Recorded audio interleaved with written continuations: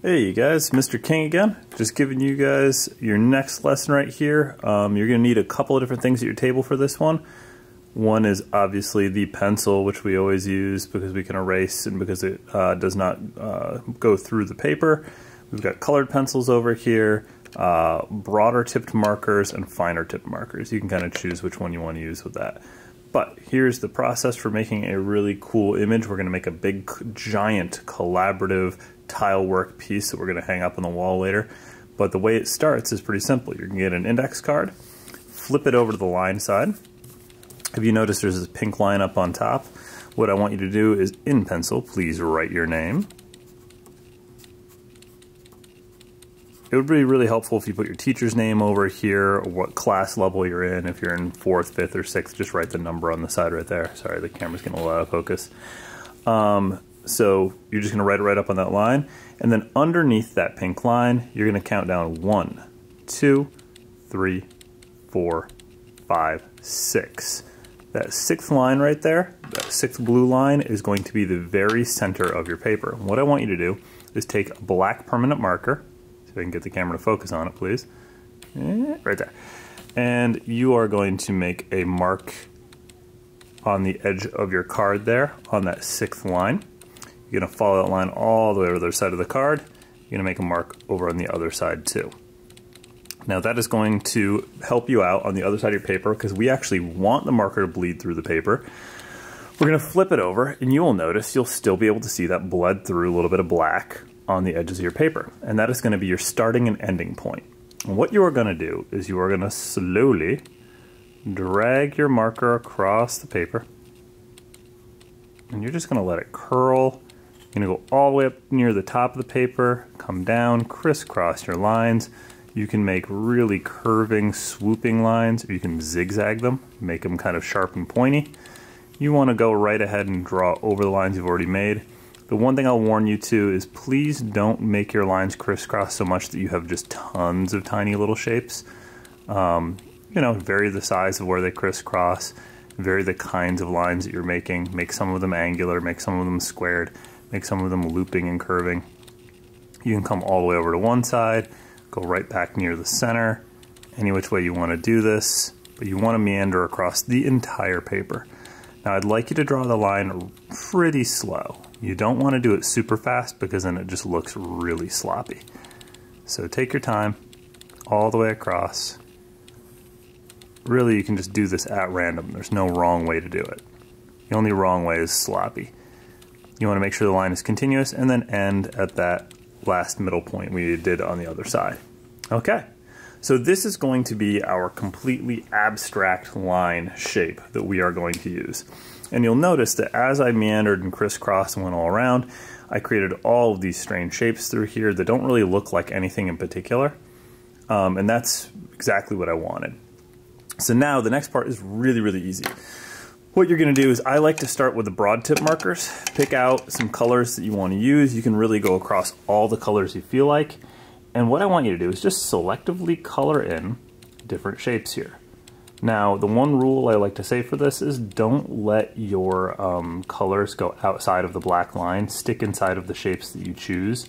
And just go ahead. I do usually maybe 2 or 3 shapes with one color at a time just so you can be a little more efficient about it. Then you can switch to a new color. Let's go with this pink here. Yeah, there's not really any wrong way to do this part either. And one really fun thing you can do is in a couple of the shapes, I would encourage you, because I think it'll look really cool later, to just color kind of half the shape in. You can kind of feather your marker off a little bit right here and make kind of a little rough edge. I don't know if you guys can kind of see that, so you get the camera to focus. There it is. So you can see the edge is not like perfect right there. Oops. But yeah, I mean, any way you want to do it, there's really no wrong way. So I'm going to do half this shape too, and I'll show you why I did that in just a minute. Maybe do half of this shape. And then I'd keep switching colors. So I'm going to actually jump around here. I'm not going to do the whole thing. Now the reason you want the fine point markers is in case your shapes are really tiny. Like this one right here would be really hard to color in with the broad tip, so I'm going to use a fine tip marker.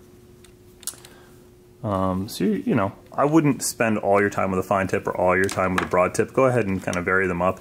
But really the key of this and what I want you guys to learn is the fine tip markers are for small stuff and the broad tip markers are for the larger stuff.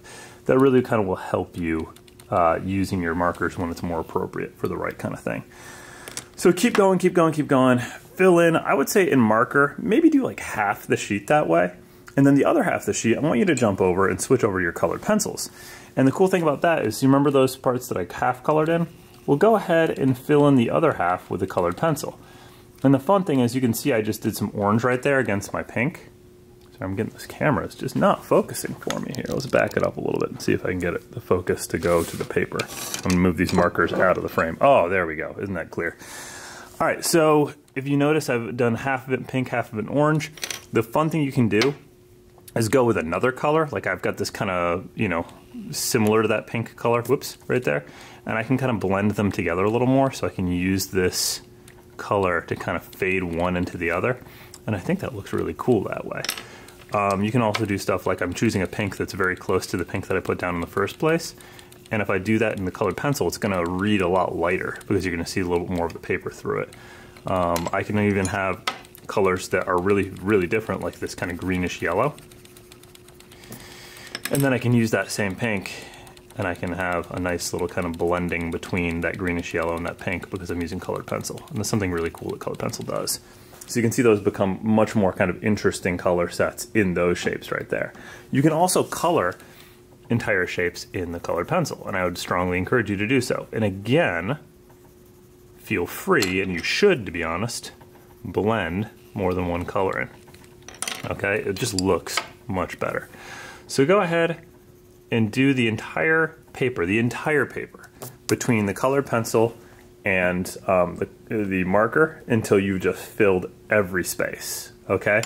And it just really does look a lot better that way. It will take you the entire class period, I guarantee it, if you really work on this and do it well. If you happen to get done faster somehow, maybe you are just so laser focused that you get it finished, go ahead and make a second one. That is totally okay. One you can bring home and one you can leave here, or you can leave them both here. But I do want you to leave them because the point being, since we started in the same place, this is one that I finished earlier, in the same place on the back and the center, when you line these up with each other, and when we hang them on the wall, if you will notice, my line ends and starts in the same place on every single one of these tiles.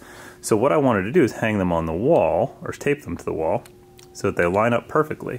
And we will have this one giant continuous line that will never end, but will create all of these beautiful, crazy undulating colors and abstract shapes. And I think it'll be a really cool way to do a collaborative piece.